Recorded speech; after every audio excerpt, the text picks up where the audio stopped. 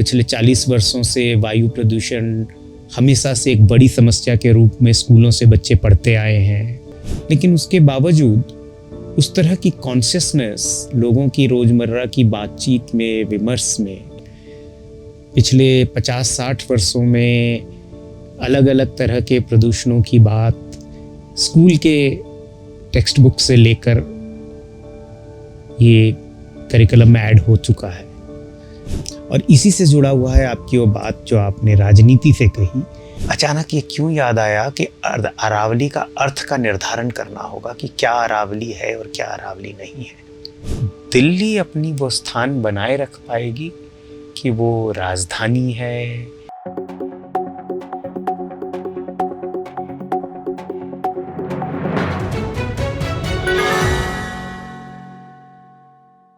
नमस्कार। लेंस के साथ इस खास बातचीत में आज हमारे साथ हैं जाने माने पत्रकार, गांधीवादी चिंतक, लेखक और पर्यावरण के एक विशुद्ध चिंतक और हस्तक्षेप करने वाले श्री सुपान जोशी जी। सर, आपका स्वागत है लेंस के साथ, लेंस के मंच पे। नमस्कार और मुझे यहाँ बुलाने के लिए आपका आभार। सर, पर्यावरण अक्सर उस जगह, उसकी विमर्श में उस जगह नहीं पाता जो उसे मिलना चाहिए। शायद हमारे जीवन का सबसे बड़ा हिस्सा जिसने हमारे जीवन को संभव बनाया, हमारे समाज को संभव बनाया और उसके बाद उसे गढ़ा। मैं केवल इस नेचुरल या नैसर्गिक पर्यावरण की ही बात नहीं कर रहा हूँ जो सब कुछ जुड़ के एक पर्यावरण बना है। हम ह्यूमन सेंट्रिक कितने ज़्यादा हो गए और ह्यूमन के भीतर भी, जिसे हम कहेंगे कि मानव केंद्रित या मानव के भीतर भी व्यक्ति केंद्रित इतने ज़्यादा हो जाते हैं कि हमारा विमर्श इस मानव और व्यक्ति के इर्द गिर्द जो इन सब चीज़ों को संभव बना रहा है उससे हट जाता है। और शायद हमारे नज़र की ये जो टनल विजन है जो हमारी चारों तरफ नहीं देख रहा है, इसने आज हमें इस बड़ी मुश्किल कंडीशन में, इस विकट स्थिति में पहुंचा दिया है जहां आज हम हैं। आपका क्या कहना है सर? पहली बात तो प्रकृति और पर्यावरण को समझने के लिए जिस तरह की समझ की आवश्यकता है वो सहज रूप से हमें मिलती नहीं है। हमने सृष्टि को बनाया नहीं है, सृष्टि ने हमें बनाया है। तो हमें सृष्टि का वो हिस्सा समझ में आता है जो किन्हीं कारणों से हमारे अनुभव में आया है, और उसका वही रूप समझ में आता है जो हमारे अनुभव में आया है। लेकिन इसके साथ आप देखिए, हम लोगों ने एक विस्तृत शब्दावली गढ़ ली है जिसमें हम अपने आप को सृष्टि का विधाता मानने लगे। और ये दृष्टि, कुछ लोग कहते हैं कि ये धर्म से आती है, लेकिन ये दृष्टि केवल धर्म में दिखती हो ऐसा नहीं है, बल्कि धर्म में तो फिर भी किसी ईश्वर, किसी अल्लाह, किसी विधाता, किसी रब दाता की बात होती है, किसी ऐसी ताकत की जो हमसे बड़ी है। लेकिन नई राजनीति ने एक ऐसी भाषा गढ़ ली है जिसमें वह अपने आप को प्रकृति का, सृष्टि का निर्माता ही नहीं, उसका प्रबंधक और उसका विधाता मानने लगी।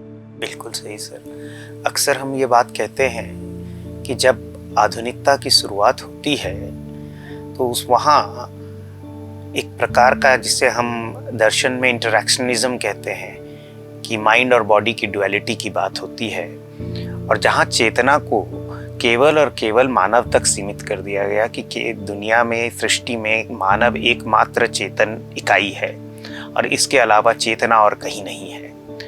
और यह माना जाता है कि उसी के साथ विज्ञान ने इस बात को मान लिया, और विज्ञान ने भी अगले 300 सालों में जो तरक्की की, 300-400 सालों में, उसमें यही मूल अवधारणा रही कि पूरी सृष्टि में मानव एकमात्र चेतनशील इकाई है। और शायद जो आप कह रहे हैं कि धर्म इससे बेहतर था इस मामले में कि उसने मानव से इतर भी चेतना का विस्तार को स्वीकार किया था। और हम क्योंकि बाकी सबको जड़ मानते हैं, तो ये मानते हैं कि जड़ पदार्थ जो हैं वो चेतन इकाई की स्वार्थ के लिए या सेवा के लिए ही उपस्थित है। लेकिन सर, ये बात अपनी जगह आपने बिल्कुल सही इसको समझाया, लेकिन जो आज हमारे सामने सभ्यतात्मक चुनौती है, जिसे बोलचाल की भाषा में हम क्लाइमेट चेंज कहते हैं, लेकिन शायद उससे भी आगे यही असली चुनौती है कि क्या हम चेतना का विस्तार वाकई स्वीकार करेंगे कि मानव से बाहर भी है। क्योंकि कहीं हमें कोई चीज रुकता हुआ दिख नहीं रहा है। हम सुनते आए हैं क्लाइमेट चेंज आ रहा है, हम सुनते आए हैं कि शायद पिछले 40 वर्षों से वायु प्रदूषण हमेशा से एक बड़ी समस्या के रूप में स्कूलों से बच्चे पढ़ते आए हैं। पिछले 50-60 वर्षों में अलग अलग तरह के प्रदूषणों की बात स्कूल के टेक्स्ट बुक से लेकर ये करिकुलम में ऐड हो चुका है। लेकिन उसके बावजूद उस तरह की कॉन्शियसनेस लोगों की रोजमर्रा की बातचीत में, विमर्श में पर्यावरण को लेकर वो संजीदगी नजर नहीं आती। और इसी से जुड़ा हुआ है आपकी वो बात जो आपने राजनीति से कही कि क्योंकि शायद लोगों की बोलचाल में, विमर्श में, उनकी वरीयता में पर्यावरण वो शब्दावली नहीं है जो पर्यावरण को स्थापित करती हो, तो शायद राजनीति भी अपने आप को इससे अलग मान के चलती है कि इसके बारे में बात करके कोई लाभ नहीं है। राजनीति ये बात बहुत पहले से जानती है। जिसे हम जलवायु परिवर्तन कहते हैं, क्लाइमेट चेंज कहते हैं, इस पर 60 के दशक में आने लगी थी। जब ये साफ हो चुका था, साफ होने लगा था कि इसके कारण क्या है। 70 के दशक में ये स्पष्ट था, 80 के दशक में ये सबके सामने भी आ गया। राजनीति की प्रतिक्रिया क्या रही? सन 1992 में सभी देशों की सरकारों के अध्यक्ष मिले और उन्होंने 3 संधियों पर हस्ताक्षर किए। तीनों संधियों में क्या किया गया है आज तक? तो उसका सीधा सा जवाब ये है कि राजनीति सत्ता के बहुत आगे देख नहीं सकती और सभी राजनीतिक दल केवल अगला चुनाव जीतने का तरीका ढूंढते हैं। जब दृष्टि इतनी छोटी हो तब जाहिर है कोई बड़ी बात पर गंभीरता से कुछ काम करने के लिए किसी तरह का माहौल बन ही नहीं सकता।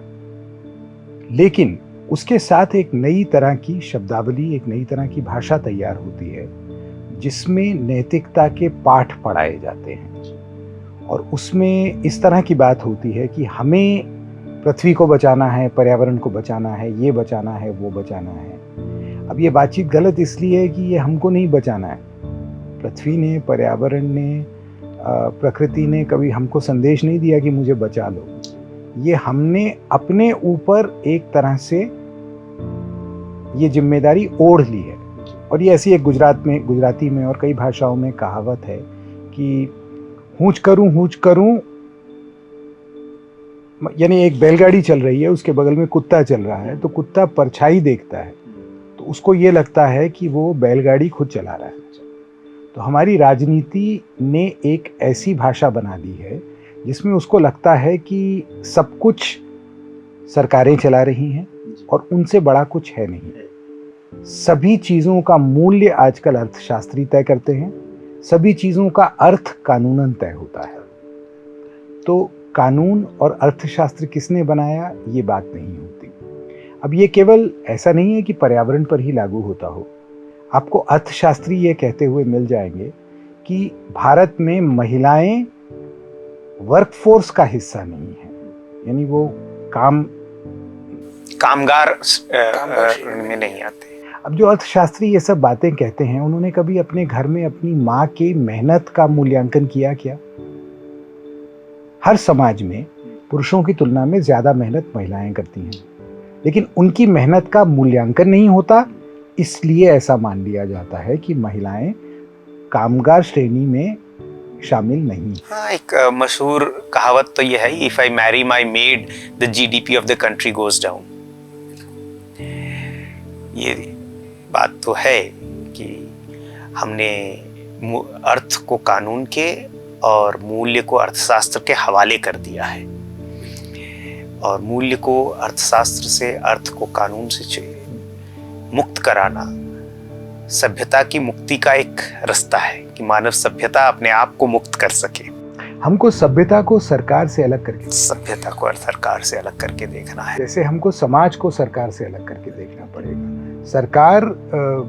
सरकारों का कुल इतिहास कितना है और समाज का इतिहास कितना है, ये हमको ठीक से समझना चाहिए। इस पर बहुत अच्छी सामग्री अब आ चुकी है, और अगर सरकारें कुछ कर पाती तो पिछले अब देखिए सन 1992 से लगातार जलवायु परिवर्तन को रोकने के कई तरह के प्रयास हो रहे हैं। दुनिया के सबसे बुद्धिमान लोग हर साल मिलते हैं, इस पर बातचीत करते हैं कि कैसे करना है, और वो सब बुद्धिमान लोग दूसरों को नीति के उपदेश देते हैं और खुद विकास करने का रास्ता निकालते हैं। तो हमारे समय की जो सबसे बड़ी महामारी है वो विकास है, और विकास को लेकर लोग ऐसा कुछ करते रहते हैं कि आपकी विकास की अवधारणा क्या है, फलां अवधारणा क्या है। सारी अवधारणाएं अंधविश्वास से निकली हैं। ये विज्ञान से आई हुई बातचीत नहीं है, ये धर्म से आई हुई बातचीत नहीं है, ये अध्यात्म से आई हुई बातचीत नहीं है, ये समाज से आई हुई बातचीत नहीं है। ये विशुद्ध रूप से राजनीति ने अपनी महत्ता बढ़ाने के लिए एक तरह की थोथी नैतिकता ओढ़ ली है, ये छिपाने के लिए कि राजनीति के केंद्र में सत्ता और केवल सत्ता है। इसलिए वो ये मान लेती है कि उसके पास हर चीज के नियंत्रण के तरीके हैं। अब वो नियंत्रण आप लोगों पर तो डाल सकते हैं, लेकिन प्रकृति पर नहीं डाल सकते। इसीलिए हर साल जब नदियां हमारे बनाए हुए बांधों को और तटबंधों को तिनकों की तरह तोड़ती हैं, तो फिर झूठ बोलने के लिए राजनीतिक तंत्र उसको प्राकृतिक आपदा कहता है। ये प्राकृतिक आपदा नहीं है कि सामने से रेलगाड़ी आ रही है और आप रेल की पटरी पर दूसरी दिशा में चलते चले जा रहे हैं।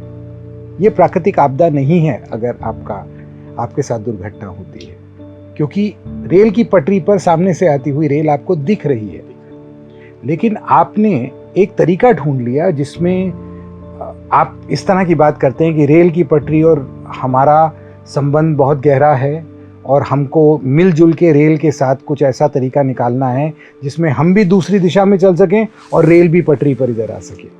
इस तरह की बातचीत आपको चारों तरफ पर्यावरण के मामले में मिलेगी, और ये अपने आप को खुश करने वाली बातचीत है। तो इसी श्रृंखला में ऐसा लगता है, क्योंकि कानून ने ये मान लिया कि हर चीज़ की परिभाषा कानून ही गढ़ेगा, तो वो प्रकृति की ऐसी चीजों की परिभाषाएं गढ़ने की जिम्मेदारी ले रहा है कानूनी तंत्र, जो कानून से बहुत बड़ी है। अब अरावली की बात हो रही थी, दिल्ली की राजनीति सदियों से अरावली ने ढाली है। बार बार तरह तरह के राज्य, तरह तरह के साम्राज्य अपनी राजधानी वहीं बनाते हैं जिसको हम दिल्ली कहते हैं। पहले क्या नाम रहा होगा कौन जाने। क्यों बनाते हैं वहां? क्योंकि एक तरफ अरावली है और दूसरी तरफ यमुना है। अरावली और यमुना के बीच के इलाके में अगर आप अपने किला बनाते हैं तो आपको केवल उत्तर और दक्षिण से सुरक्षा का ध्यान रखना है। एक तरफ पहाड़ आपको बचाएगा, दूसरी तरफ, और यमुना उस समय सही में नदी थी, उसका विकास करके हमने उसको बदबूदार नाला नहीं बनाया था जो आज बना दिया है। तो अब यमुना का तो विकास हमने कर दिया है, अब हम दूसरी तरफ अरावली को देखने लगे हैं। ये अरावली कोई पीडब्ल्यू डिपार्टमेंट का बनाया हुआ सरकारी प्रोजेक्ट नहीं है। कुछ करोड़, 1.5, 2, 3 अरब साल पुरानी, कितनी पुरानी है ये आसानी से मालूम तक नहीं कर पाते हम। जो चीज इतने समय से खड़ी है उसकी परिभाषा इतनी जल्दी में गढ़ने से हमको संकोच क्यों नहीं होता? क्या हम ये मान के बैठे हैं कि हम ही हर चीज के विधाता हैं? क्या वहां जो हम बदलाव करते हैं उसको हम फिर बदल पाएंगे? अब इसके जवाब में एक तरह की दूसरी बातचीत होती है जो भावना में अरावली को ऐसे कहती है जैसे अरावली कोई माचिस की तीलियों का डिब्बा है जो हमारे ढहाए से ढह जाएगा। ये ढहेगा नहीं, ये हमारे बहुत पहले से है, हमारे बहुत बाद तक रहेगा। उसका अगर हम सम्मान नहीं कर पाए तो हमारे अस्तित्व पर खतरा आएगा। इसलिए ये बात कोई अरावली को बचाने की नहीं है। अरावली पर्वत श्रृंखला तब से है जब भारत पृथ्वी के अनेकों हिस्सों में स्थित रह चुका है। आज से कोई 10-15 करोड़ साल पहले हमारा पूर्वी तट अंटार्कटिका से लगा हुआ था। अरावली तब भी थे। वहां से हम उत्तरी गोलार्ध तक ये भूखंड आ गया। अरावली अभी भी है। अरावली तब भी थे जब ये भूखंड आज से कुछ 40, 50, 80 करोड़ साल पहले वहां था जहां आज प्रशांत महासागर है। क्योंकि जिनको हम महाद्वीप कहते हैं वे पृथ्वी की ऊपरी सतह में गड़े हुए भूखंड हैं। और वो जो पृथ्वी का ऊपरी हिस्सा है उसमें पृथ्वी के भीतर जो कुछ चल रहा है उसकी वजह से एक तरह की चाल बनी रहती है। ये भूखंड चलते रहते। एक भूकंप अगर आ जाता है अरावली में तो उसका हम पर क्या असर होगा? हम लोग इतना जल्दी से इन चीज़ों पर बात करते हैं और फिर मैं पाता हूं इसमें एक और बहुत बड़ा अंधविश्वास है जिसमें कहा जाता है उनका वैज्ञानिक दोहन होना चाहिए। देखिए, विज्ञान दोहन की बात नहीं करता। ज्ञान, आधुनिक विज्ञान प्रकृति को समझने का एक तरीका है जिसमें उसके पास अपने साधन हैं, अपने यंत्र हैं और उनके हिसाब से वो समझाता है। विज्ञान कहीं से ये नहीं कहता कि आप चीजों का दोहन कर सकते हैं। और ये जो विकास का अंधविश्वास हमारे चारों ओर खड़ा हो गया है, ये हमारे समय की सबसे बड़ी महामारी है। मैंने पहले भी कहा, क्योंकि ये हमें एक तरह से उस परिवेश को बदलने के लिए विवश कर रहा है जिसके सहारे हमारा जीवन चलता है। जब ये हट गए तो हम क्या करेंगे? अरावली का यमुना की दिशा में बहुत बड़ा योगदान है।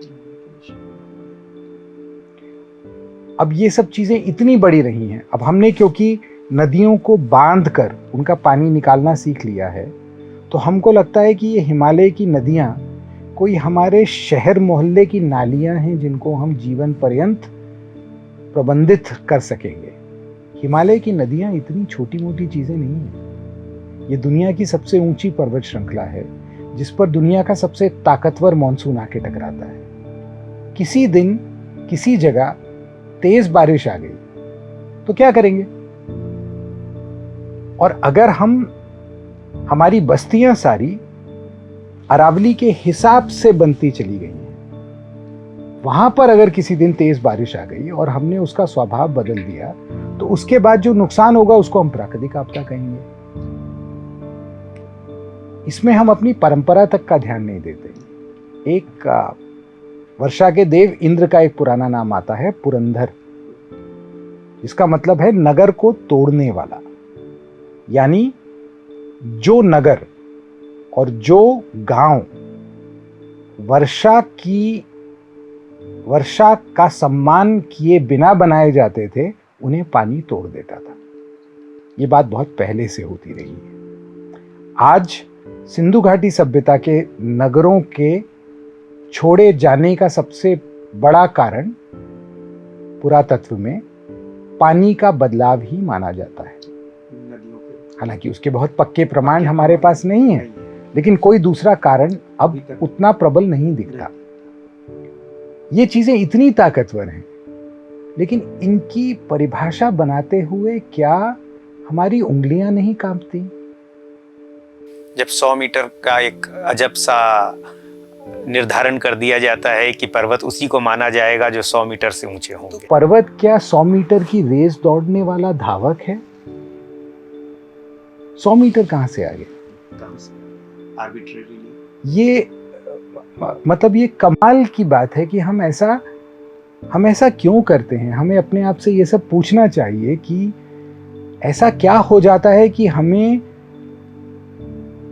हम अपने आप को विधाता मानने लगते हैं। सर, अब आ जाते हैं इसकी बातचीत जहां से शुरू होती है, इसकी राजनीति में। अरावली हमेशा से थे, दिल्ली राजधानी भी बहुत समय से है, दिल्ली की आधुनिकता भी बहुत समय से है, दिल्ली में सुप्रीम कोर्ट को भी अब लगभग 80 वर्ष हो रहे हैं। आपको क्या लगता है, यकायक दिल्ली में बैठी इस सुप्रीम कोर्ट को अपने 80 साल के बाद दिल्ली के राजनीति के दिल्ली के कैपिटल होने के राजधानी होने के लगभग 1500 साल बाद और अरावली के होने के करोड़ों साल बाद अचानक ये क्यों याद आया कि अरावली का अर्थ का निर्धारण करना होगा कि क्या अरावली है और क्या अरावली नहीं है? न्यायालय ने क्या किया ये तो, और क्यों किया ये तो या तो न्यायाधीश बता पाएंगे, या उस मामले में जो लोग न्यायालय तक गए हैं वो बता पाएंगे। लेकिन हम कम से कम ये तो पूछ सकते हैं कि इतनी बड़ी चीजों की बात करने के लिए क्या हम एक समाज के नाते, एक देश के नाते कुछ गंभीर चर्चा कर सकते हैं या नहीं? क्योंकि अब तो ऐसा लग रहा है कि इसकी चर्चा करना भी ठीक नहीं माना जा रहा। ये हमारे समय में विकास की महामारी ऐसी लग चुकी है कि विकास के अलावा हमको कुछ दिख ही नहीं रहा है। और ये आप देखिए कितना पुराना इतिहास है, इतना बड़ा देश है, इतना लंबा चौड़ा उसका इतिहास है। कहाँ आपको सुनने को मिलता है कि किसी राजा ने किसी नगर का विकास किया? तो ये विकास आया कहाँ से? इसकी हम जड़ें खोदने बैठे तो हमको अपने समय के कई अंधविश्वास खुलते हुए दिखेंगे।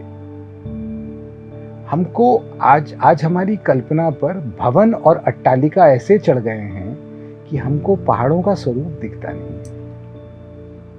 हम ये भूल जाते हैं कि सृष्टि ने हमको बनाया, हमने सृष्टि को नहीं बनाया।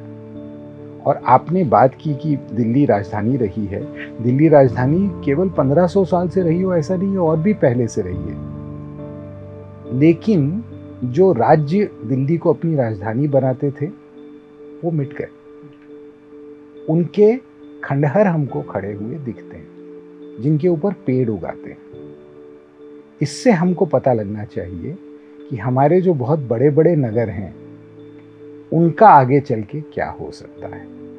क्योंकि जिस समय वो किले बने हैं, जिस समय वो बड़े बड़े भवन बने हैं, उन्हें बनाने वालों ने ये सोचा नहीं होगा कि वो खंडहर हो जाएंगे और उन पर कबूतर की बीट से पीपल के पेड़ उगाएंगे। तो हम जो कुछ बना रहे हैं उसमें कम से कम सृष्टि के प्रति एक बुनियादी विनम्रता तो होनी चाहिए। अगर नहीं है तो फिर हमें सोचना चाहिए कि ये कौन लोग हैं। सर 100 मीटर की ऊंचाई, हम ये जानते हैं भूगोल के आधार पे कि अरावली पर्वत श्रृंखला की शुरुआत दिल्ली के पास होती है और वो अपने दक्षिण जाते वक्त हरियाणा, राजस्थान, गुजरात होते हुए अरब सागर के भीतर तक उसका विस्तार है। तो दिल्ली और शायद दिल्ली से लगभग 30-40 किलोमीटर नीचे तक हरियाणा में अरावली 100 मीटर के उभार को नहीं पाती, उसके बाद आता है। तो दिल्ली और दिल्ली से लगे हुए तकरीबन 30 से 40 किलोमीटर का विस्तार जो अरावली का श्रृंखला का है, यानी लगभग 30 किलोमीटर की लंबाई दिल्ली के भीतर और लगभग 30 किलोमीटर उसके बाद। तो अरावली की शुरुआत के 60 किलोमीटर अब अरावली नहीं रहे। दिल्ली के भीतर द नॉर्दर्न रिज फॉरेस्ट, उत्तरीय रिज फॉरेस्ट और सदर्न रिज दोनों मिला के तकरीबन 6 से 7 हजार एकड़ भूमि अरावली और अरावली पर संरक्षित वन के अंदर आते हैं।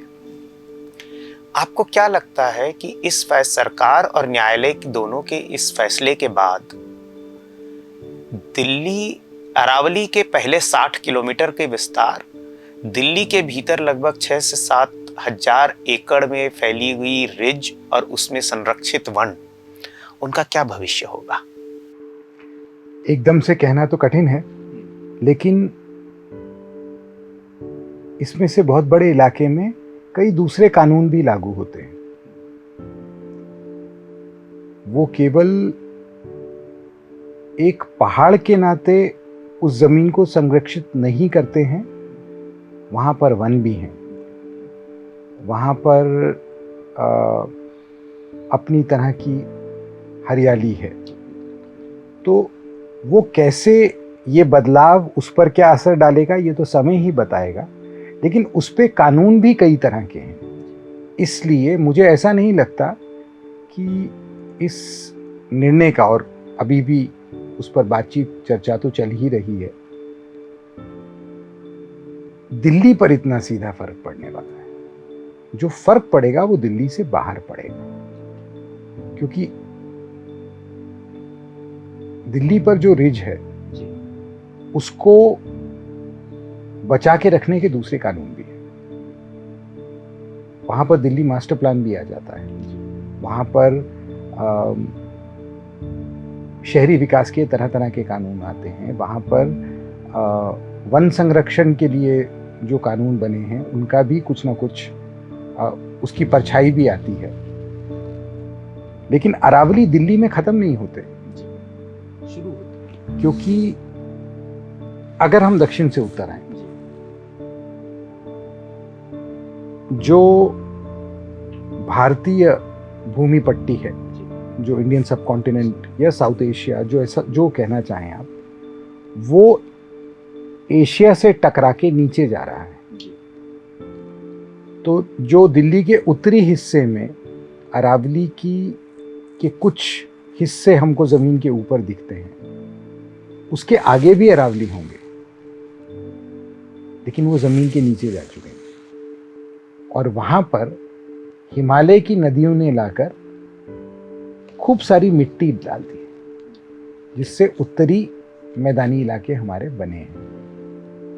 तो अरावली का और छोर तो उस तरह से जानना समझना ये भूगर्भ शास्त्रियों के लिए भी उतना आसान नहीं होगा, और उनको भी बहुत मेहनत करनी पड़ती होगी, तब उसके बारे में पता लगता होगा। लेकिन इतनी जल्दी से ये तय कर लेना कि इस ऊंचाई तक की कोई चीज़ ऐसी है और नहीं हो तो नहीं है, ये बड़ा अटपटा लगता है।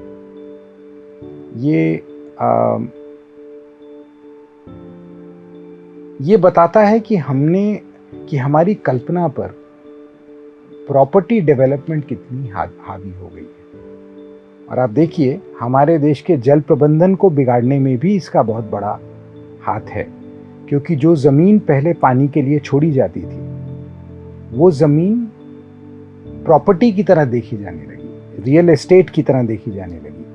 और एक बार वो रियल एस्टेट की तरह देखी जाने लगी तो वहाँ पर भवन बन गए, लेकिन पानी को अपना रास्ता याद है। तो जब बारिश आती है तो वहाँ पानी आ जाता है, फिर कहा जाता है कि ये प्राकृतिक आपदा है। इस साल बंगलोर में जो बाढ़ आया था उसमें ये चर्चा बहुत हुई कि लगभग सारा का सारा बाढ़ उन क्षेत्रों में आया है जो कभी तालाब थे, क्योंकि वो पानी का पुराना घर था और पानी अपने घर लौट रहा था। और वो जिन जगहों पे तालाबों को, लगभग 300 तालाबों को भर कर उन पर बड़े बड़े भवनों का निर्माण हुआ। और ये अभी इस साल मॉनसून के दौरान बंगलोर ने शायद निकट इतिहास में अपना सबसे बुरा बाढ़ देखा था। हमारे सारे शहर डूबने लगे हैं। अब इसी में अगर हम ये देखें कि ये जो न्यायालय के इसी फैसले में जो अगला हिस्सा था कि अरावली में जो खनन जारी है वो जारी रहेंगे और नए खनन के लिए अभी आदेश नहीं दिए जाएंगे। अरावली में जो खनन जारी है वो जारी रहेंगे और नए खदान को अभी स्वीकृति नहीं दी जाएगी। भविष्य के ऊपर कोई बात नहीं की गई है, लेकिन हाल फिलहाल उनको नई स्वीकृति नहीं दी जाएगी। ये इस फैसले से किस तरह प्रभावित हो रहा है दोनों का, 100 मीटर और ये फैसला, क्या ये लोग जनमानस को शांत करने के लिए ये बाद में जोड़ा गया है या ये पूरी तरह से खनन के लिए ही ये फैसला आया है? देखिए, कहना मुश्किल है, लेकिन हमने जो अपनी अर्थव्यवस्था बना ली है और जिसे हम विकास कहते हैं वो खनन पर ही आधारित है। उसमें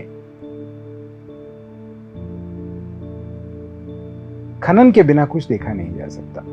अगर आप जलवायु परिवर्तन समझने का प्रयास करेंगे तो उसके मूल दोनों कारण खनन से निकले हुए हैं। पेट्रोलियम है और कोयला है, दोनों खनिज हैं जिनको हम नीचे से निकालते हैं और नीचे से निकालकर जब हम जलाते हैं तो जो कार्बन पहले जमीन के नीचे पड़ा है वो हवा में पहुंच जाता है और कार्बन में सूरज की गर्मी जब लौट के अंतरिक्ष में जाती है तो उसको रोकने की क्षमता होती है कार्बन की गैसेस में, तो वो तापमान बढ़ेगा। अब जब तापमान बढ़ेगा तब जिन लोगों ने इस पर निर्णय लिए जिसकी वजह से ये बढ़ता चला गया, उनको तो हम कटघरे में नहीं ला पाएंगे। मैं आपको उदाहरण देता हूँ। सन 1988 में एक बड़े वैज्ञानिक हैं जेम्स हैंसन, जिन्होंने अमेरिका की संसद के सामने एक गवाही दी जिसमें उन्होंने जलवायु परिवर्तन के बारे में ऐसी बहुत सी बातें कही जो आगे चल के सही सिद्ध हुई।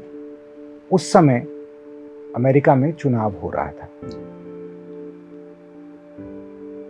एक प्रत्याशी ने ये कहा कि जो लोग ग्रीन हाउस इफेक्ट की बात करते हैं उन्हें व्हाइट हाउस इफेक्ट नहीं पता, यानी जब वे सत्ता में आ जाएंगे तब वे जलवायु परिवर्तन को रोकने का इंतजाम कर लेंगे क्योंकि व्हाइट हाउस में ऐसी ताकत है।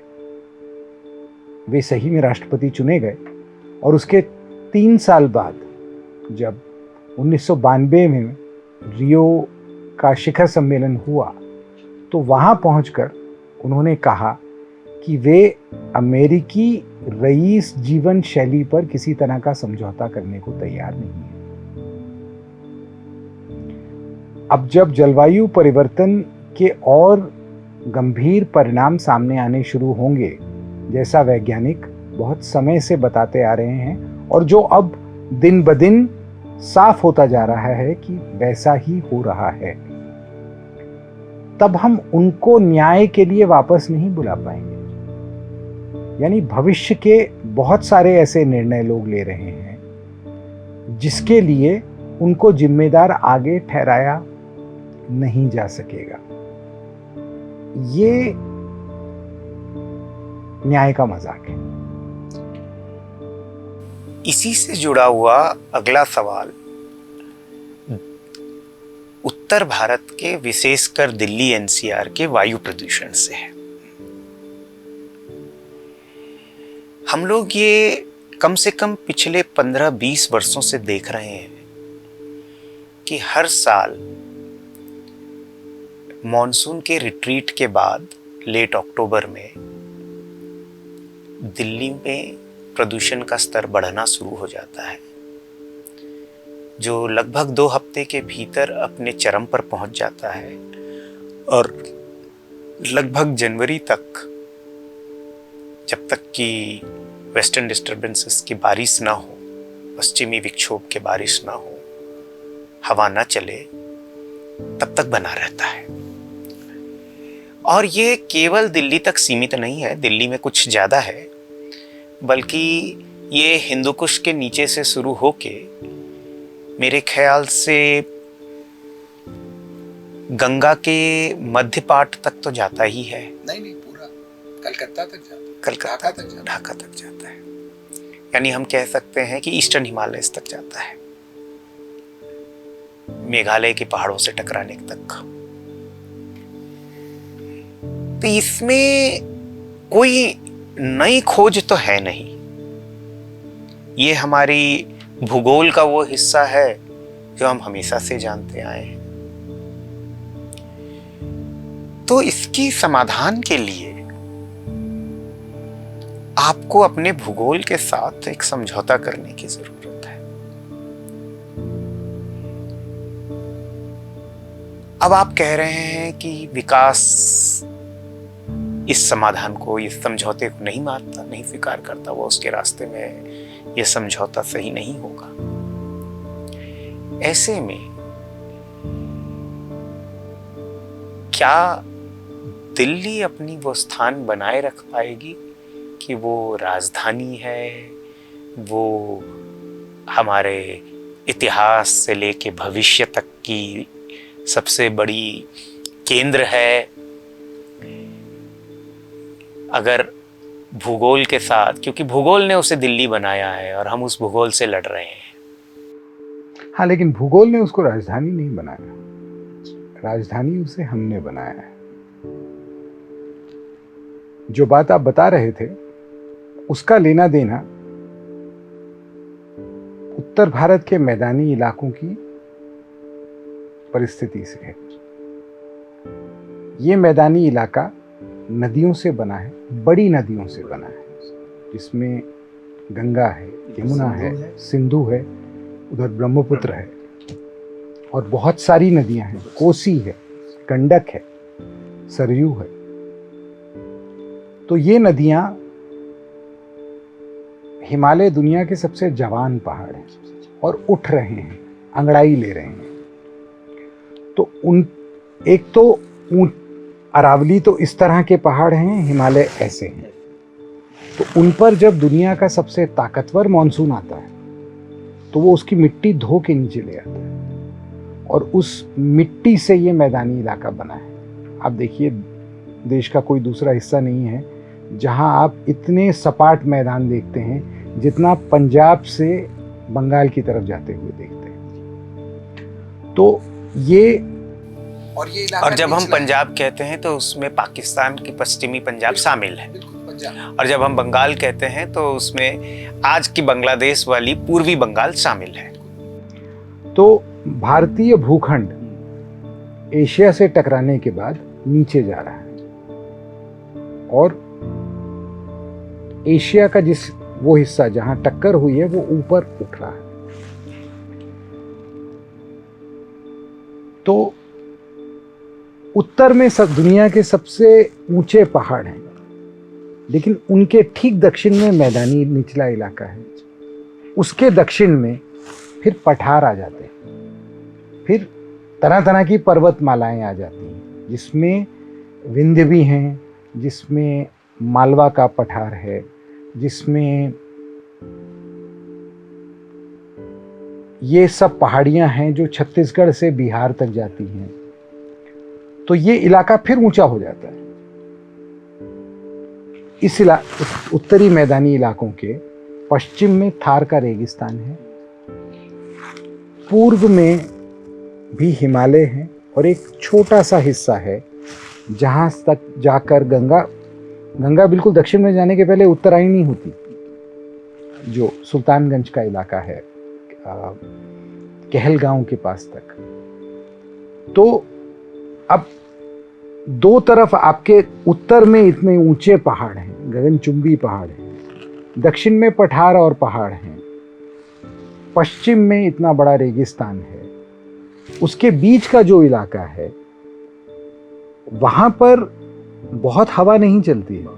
और आप अगर पुराना साहित्य देखेंगे तो मैदानी इलाके के गांवों का वर्णन आता है कि उनके ऊपर चूल्हों का धुआं जाड़े में खड़ा रहता था। हम थोड़ा अपना साहित्य ही पढ़ लेते, वो बताता कि इस जगह की जलवायु थोड़ी अलग है, लेकिन हमको विकास की अंधी दौड़ में कुछ नहीं दिखने लगा आजकल। तो हम ऐसे बहुत सारे काम करने लगे हैं जो इस इलाके में इस स्तर पर नहीं होने चाहिए। अब अगर वहां पर इतना धुआं बनेगा, धूल उड़ाने के इतने तरीके होंगे, तो वो कहाँ जाएगा? उसके ऊपर हिमालय के बर्फ से ढके शिखरों की ठंडी हवा आ जाती है, तो वो एक तरह का प्रेशर कुकर बन जाता है। तो अब ये कहाँ जाएगा? आप देखिए, सरकारें जाके पटाखों के मामले में न्यायालय में कह देती है कि नहीं, पटाखे चलाने दीजिए, कोई दिक्कत नहीं है। उसके बाद कुछ रसायन छिड़क के बारिश का इंतजाम करती हैं जो हो नहीं पाती। फिर वही बात आती है कि हमको लगता है हम ही विधाता हैं यहाँ के, हम अपनी प्रकृति, अपनी संस्कृति किसी की ओर नहीं देखना चाहते। विकास का अंधापन हमको कहाँ लेके जाएगा, ये हमको कभी ना कभी तो सोचना पड़ेगा। आज नहीं सोचेंगे तो हमारी संतति आगे जाके जब वो इनके और गंभीर परिणाम भोगेगी तब हमें कोसेगी। आज से लगभग 75 वर्ष पहले लंदन ने अपने आप को संभाला, लंदन स्मॉग डिजास्टर के बाद 1952-54 में। आज से लगभग 15 वर्ष पहले बीजिंग ने अपने आप को संभाला, बीजिंग ओलंपिक्स के पहले उन्होंने अपने आप को संभाला। शायद हमारी ही जैसी वायु प्रदूषण के स्तर या उससे भी बुरे स्तर से अपने आप को निकाल के आज जहाँ है वहाँ है। और लंदन तो लगभग 0 और 1 या 2 के AQI तक जा चुका है अपने आप को साफ करते करते।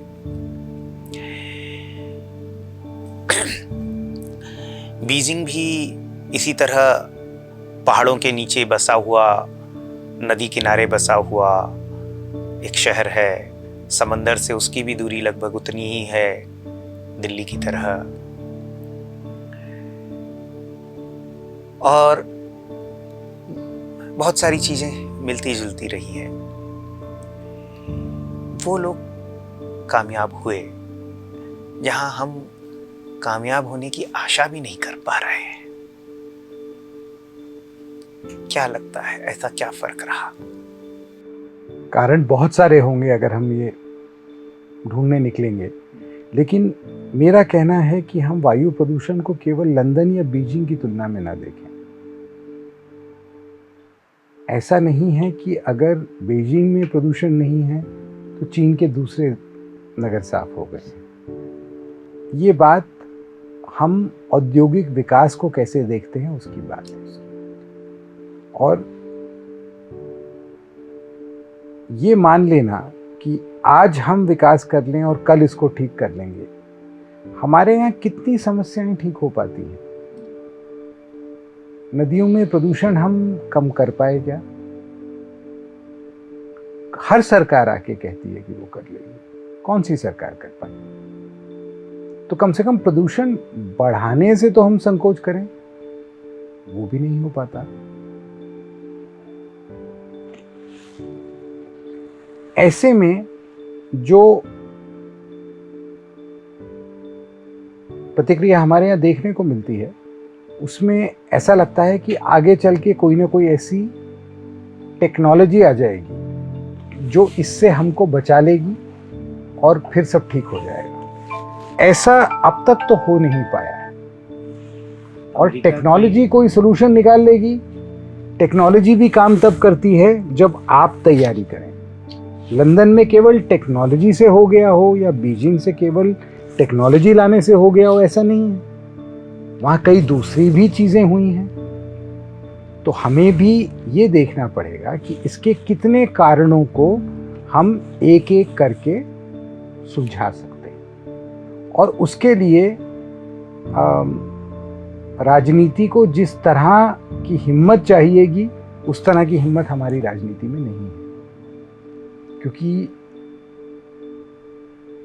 साफ हवा से वोट नहीं मिलते।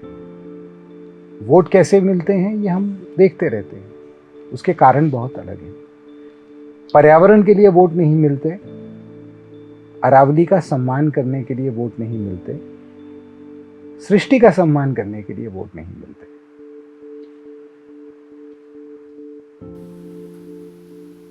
लोगों की, खास तौर पे भारत जैसा देश जहां अधिकांश जनता आज भी प्रकृति पर अपनी जीविका के लिए निर्भर है, चाहे वो खेती हो, मछली पालन हो, चरवाहे हो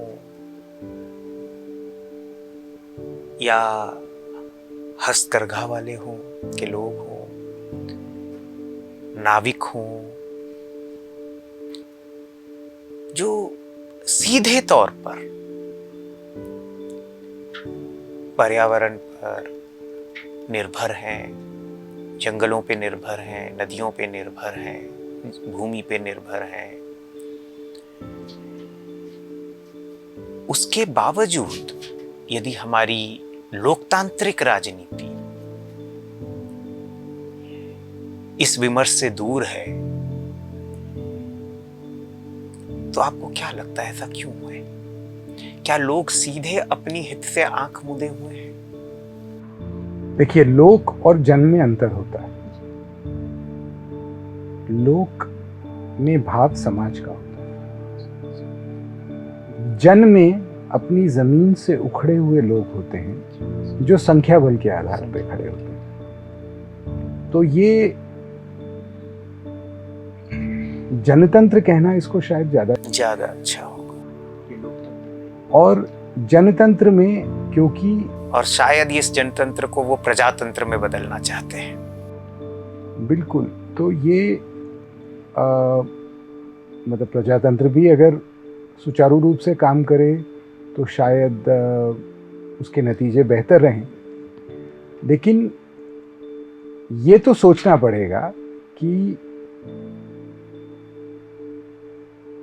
सब कुछ हम खा पी के ख़त्म कर दें और हमारी संतति केवल उसका कचरा साफ करने में अपना भविष्य काटे, ये कहाँ की समझदारी? मतलब ये विकास की सबसे बड़ी नासमझी है। एक बड़े ऊंचे व्यक्ति ने मुझे ये कहा था कुछ साल पहले कि पहले हम अपने नगरों में या गांव में आते थे तो सुंदर द्वार हमारा स्वागत करते थे। आज हर नगर में आपको राजमार्ग के किनारे कचरे के पहाड़ दिख जाते हैं, लगभग सभी बड़े शहरों में घुसते वक्त। तो हमको कचरे के पहाड़ नहीं दिखते, हमको अरावली के पहाड़ नहीं दिखते। हमें दिखता क्या है? क्या विकास की अंधी दौड़ के अलावा किसी चीज के लिए हमारे पास समय नहीं है? ये एक समाज के नाते, एक देश के नाते हमें सोचना पड़ेगा। आज नहीं सोचेंगे तो कल सोचना पड़ेगा। हम ये कर सकते हैं कि आज हम अपने भोग विलास के साधन बढ़ाने के लिए इस सवाल को थोड़ा और नीचे डाल दें, तो हमारी संतति को इसका सामना करना पड़ेगा। और फिर वो हो सकता है पूछे कि हम किन लोगों की औलाद हैं जिन्होंने इतनी गंभीर समस्या को, इतनी बड़ी गंभीर समस्या का सामना करने की बजाय उसको हमारे माथे डाल दिया और अपने भोग विलास के अलावा कुछ नहीं सोचा। सर, अरावली के प्रश्न पर हमने देखा कि राजस्थान में कम से कम एक प्रकार का जिसे एक प्रतिक्रिया है, लोक प्रतिक्रिया लोगों के बीच हमें देखने को मिला, लोकतांत्रिक प्रतिक्रिया भी देखने को मिला। और उस प्रतिक्रिया के बाद हमने न्यायालय और सरकार दोनों को थोड़ा सा कदम धीमा करते देखा अपना। ये जो कदम थोड़ा सा धीमा हुआ है, इसे आप क्या समझते हैं कि ये केवल एक टैक्टिकल रिट्रीट है या वाकई सरकार अब इस बारे में सोच रही है कि नहीं, उन्हें अरावली का कुछ सम्मान करना पड़ेगा? सरकारों में और न्यायालय में कई तरह की ताकतें एक साथ काम करती हैं, तो ये कैसा होगा ये बाहर से कहना इतना आसान नहीं है। जो मामले को भीतर से जानते हैं या जिन्होंने इसको बहुत लंबे समय से परखा है, वो ये शायद ठीक से बता पाएंगे। लेकिन मुझे ये लगता नहीं है कि खनन का दबाव हमारे राजतंत्र बहुत समय तक सह पाएगा। अंततः हम अपनी जड़ें खोद के मानेंगे।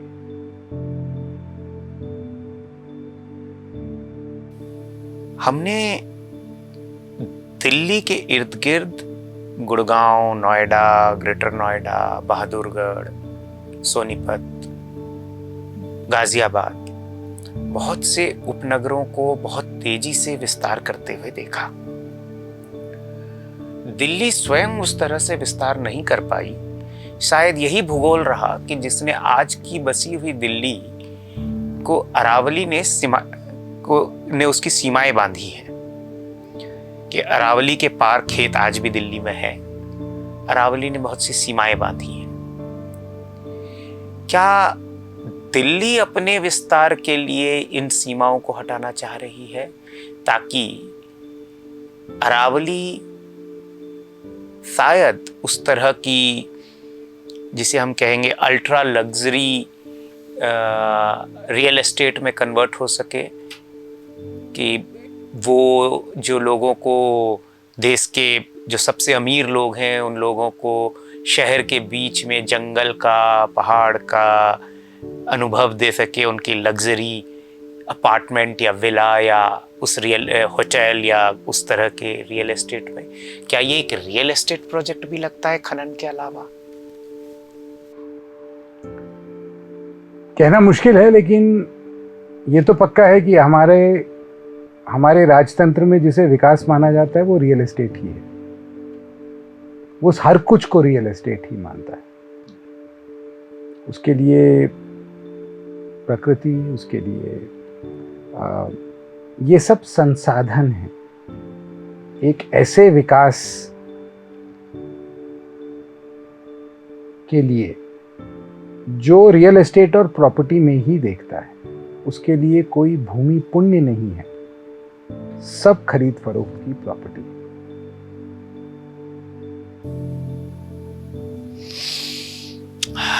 आप बहुत आशावान नहीं लग रहे हैं सर। नहीं, मैं आशावान हूँ, लेकिन मैं राजतंत्र से कोई बहुत आशाएं नहीं रखता। तो आपकी आशाएं क्या जन चेतना से हैं?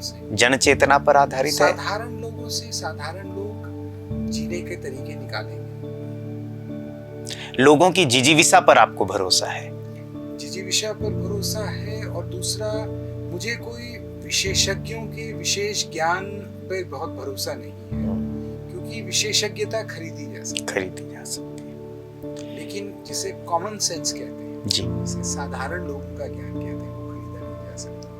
वो केवल अनुभव से अर्जित किया जा सकता है, और वो अपनी जगह रहता है, वो शोर नहीं करता, चुपचाप काम करता है। सर, अंतिम प्रश्न इसी से लेते हुए, विकास बनाम उत्तरजीविता, डेवलपमेंट वर्सेस सर्वाइवल, यह आपको कितना बड़ा विमर्श लगता है जो शायद राजनीति को भी प्रभावित कर सके? इससे बड़ा विमर्श हमारे समय में कोई दूसरा नहीं। और ये अभी से ही मनुष्य के इतिहास की सबसे बड़ी चुनौती बन चुका है। बन रहा हो ऐसा नहीं है, बन चुका है। जलवायु परिवर्तन उसका सबसे बड़ा प्रमाण है।